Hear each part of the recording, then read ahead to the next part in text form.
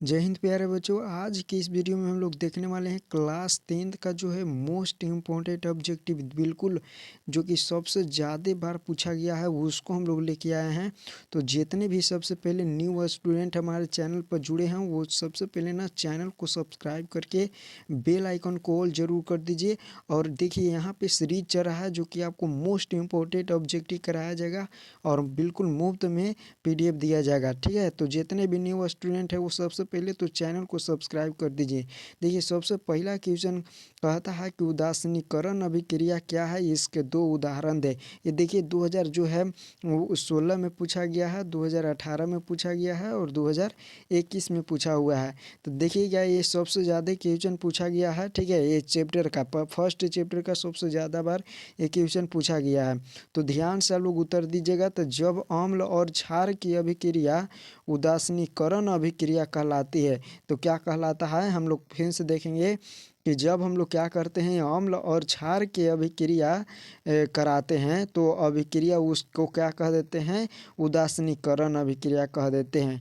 ठीक है, इस अभिक्रिया के उत्पादन लवण और जल है, यानी इसका उत्पादन यानी प्रोडक्ट जो बनता है वो क्या बनता है, लवण और जल बनता है। उदाहरण के लिए देख लीजिए सोडियम क्लोराइड के साथ यानी NaOH सोडियम हाइड्रोक्लोराइड के साथ जब हाइड्रोक्लोरिक के अम्ल के साथ अभिक्रिया कराते हैं तो क्या चीज़ का निर्माण कर होता है, तो सोडियम क्लोराइड यानी लवण और उसके अतिरिक्त क्या बनता है, कुछ जल भी बनते हैं।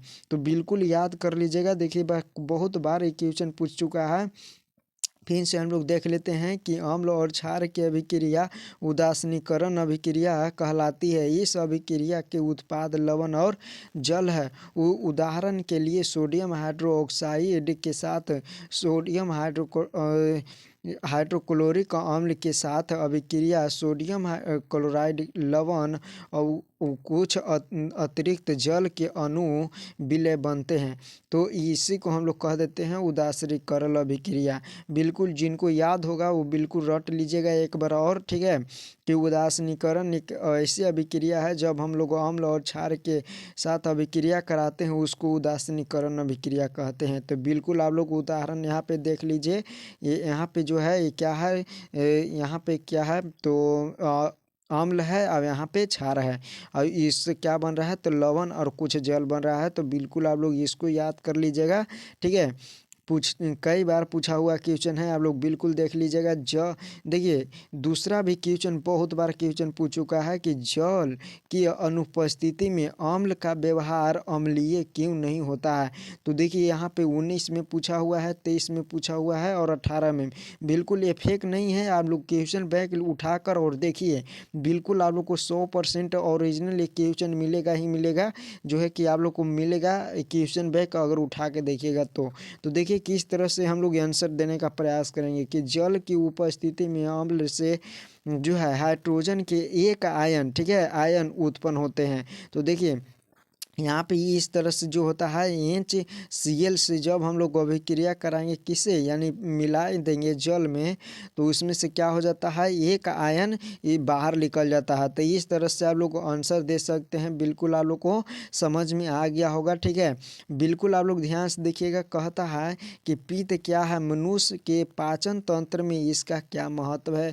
देखिए 16 में पूछा हुआ क्वेश्चन है, 21 में पूछा हुआ क्वेश्चन है और 23 में, ये 3 बार पूछा हुआ क्वेश्चन है। बिल्कुल ये सभी जो जितने भी क्वेश्चन करा रहे हैं बिल्कुल मोस्ट इम्पोर्टेंट करा रहे हैं। आपको जो है बिहार बोर्ड में आएगा ही आएगा, याद रखिएगा। कहता है क्वेश्चन क्या है तो हम लोग उत्तर किस तरह से लिखेंगे, पित्त रस वासा के जो है पाचन में महत्वपूर्ण भूमिका निभाता है। किस तरह से लिखेंगे कि जो पित्त है वासा के पाचन में महत्वपूर्ण भूमिका निभाती है। पित्त में कोई एंजाइम नहीं होता है, पित्त में किसी भी प्रकार के एंजाइम नहीं होता है, लेकिन पाचन की क्रिया में बहुत आवश्यक होता है। क्या होता है, पाचन की क्रिया में बहुत आवश्यक होता है। यह वासा को वसीय अम्ल में परिवर्तन कर देता है, जिसे बाद में पाचन तंत्र द्वारा अवशोषित किया जाता है। ठीक है, तो इस तरह से आप लोग बिल्कुल लिख दीजिएगा। आप लोग को 2 नंबर कोई नहीं रोक सकता है, बिल्कुल ये आएगा ही आएगा, ये याद रख लीजिएगा। 2025 में है, एग्ज़ाम होने वाला है, वो बिल्कुल आएगा आएगा यानी ज़रूर आएगा। ठीक है, याद रखिएगा, तो याद रख लीजिएगा इसको। ठीक है, नेक्स्ट हमारा क्वेश्चन क्या कहता है कि प्रकाश संश्लेषण क्या है, इस क्रिया के रासायनिक समीकरण लिखे। तो प्रकाश संश्लेषण क्या है, तो जो जिस प्रक्रिया द्वारा, ठीक है, जिस प्रक्रिया द्वारा क्या करता है, पेड़ पौधा अपना भोजन बनाता है, उसे क्या कहते हैं, प्रकाश संश्लेषण। ये तो अपने लैंग्वेज में हो गया, लेकिन लिखेंगे हम लोग कैसे कि यह वह प्रक्रिया है जिसके द्वारा पौधे सूरज की रोशनी में ऊर्जा को ऐसे प्रकार की ठीक है, ऐसे प्रकार की ऊर्जा में बदलते हैं जिसे बाद में उपयोग के लिए सक्रिय किए जा सकते हैं। तो इस प्रकार से भी लिख सकते हैं, तो आप लोग कोई नहीं काट सकता, आप लोग को 2 नंबर।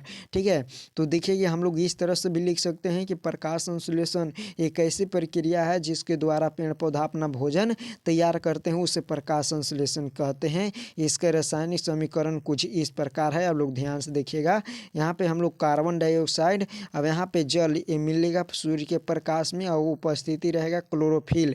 ठीक है, तो क्लोरोफिल जब हम लोग कार्बन डाइऑक्साइड और जल के साथ अभिक्रिया कराते हैं किसको उपस्थिति में, तो सूर्य के प्रकाश की उपस्थिति में। ठीक है, तो क्या चीज़ का बनता है, ग्लूकोज बनता है, ऑक्सीजन बनता है और जल बनते हैं। तो इस तरह से आप लोग याद रखिएगा, CO2 प्लस में 12H2O सूर्य के प्रकाश बटा में क्लोरोफिल 6H12O6 6O2 6H2O। तो इस तरह से आप लोग याद कर लीजिएगा। ठीक है, बिल्कुल लय पर आ जाएगा। फिर से आप लोग देख लीजिए, कार्बन डाइऑक्साइड जल से अभिक्रिया करता है सूर्य के प्रकाश की उपस्थिति में, तो ग्लूकोज, ऑक्सीजन और जल बनाता है। ये देखिए कितना बार क्वेश्चन पूछ दिया गया है, यहाँ पे लिखा नहीं है, लेकिन ये भी चार ईयर्स मैंने पूछा हुआ क्वेश्चन है। ध्यान से आप लोग देखिएगा। देखिए यहाँ पे कहता है सबसे मोस्ट इम्पोर्टेंट ऑब्जेक्टिव है, ये बायोलॉजी का क्वेश्चन है। देखिएगा, परागन किसे कहते हैं, पर परागन के परिभाषा दें। देखिए 14 में पूछा हुआ है, 16 में पूछा हुआ है, 22 में और 2023 में। 2024 में ये क्वेश्चन नहीं पूछा है, तो इसलिए संभावना देखिएगा बनता है कि 25 में ही क्वेश्चन पूछेगा ज़रूर। ठीक है, तो याद कर लीजिएगा इसको। देखिए कहता है पर परागन एक फूल से नर पराग कोश से मादा वर्तिकाग्र तक पराग कणों को स्थानांतरित करने की क्रिया को परागन कहते हैं।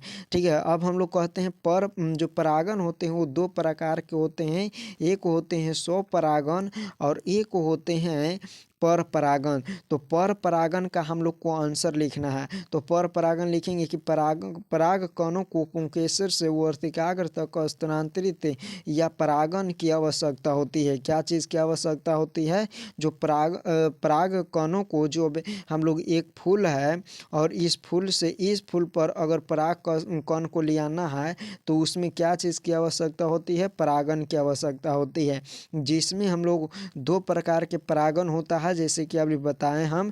तो देखिए यहाँ पे पहला कहता है कि यदि एक पुष्प से पराग कण दूसरे पुष्प पर स्थानांतरित होता है उसे पर परागन कहते हैं। और जब हम लोग स्वपरागन किसको कहते हैं, अगर स्वपरागन कह देवे तो किस तरह से हम लोग आंसर देंगे, बिल्कुल ध्यान से देख लीजिएगा। स्वपरागन, तो स्वपरागन जब हम लोग ये यहाँ पे क्या था, यहाँ पे लिखेंगे कि एक पुष्प से के पराग कण दूसरे पुष्प पर। ठीक है, तो यहाँ पे नहीं, उसी पर होगा, एक पुष्प के उसी पराग कण उसी पुष्प के वर्तिकाग्र पर जाता है तो उसको स्वपरागन कहते हैं। बिल्कुल आप लोग को ध्यान में आ गया होगा। ठीक है, तो इस तरह से आप लोग याद कर लीजिएगा बिल्कुल। इसको अगर PDF चाहते हैं तो आप हमारे टेलीग्राम पर जाकर और ज्वाइन हो जाइए। तो 5 गो आज हम लोग इस वीडियो में किए, वो भी मोस्ट इम्पोर्टेंट ऑब्जेक्ट किए हैं। ठीक है, मोस्ट, बिल्कुल ये आएगा ही आएगा 2025 में, लिख लीजिएगा। एकरा में से जो है 2 गो जरूर आएगा, तो याद रख लीजिएगा। ठीक है, और इसी तरह से अगर अगर देखना चाहते हैं और मोस्ट इम्पोर्टेंट ऑब्जेक्टिव तो हमारे चैनल को सब्सक्राइब करके बेल आइकन को ऑल ज़रूर कर लीजिएगा, ठीक है। सब्जेक्टिव के लिए बिल्कुल आप लोग को निश्चिंत हो जाना है। हमारे जो है चैनल से आपको बिल्कुल तैयारी कर सकते हैं।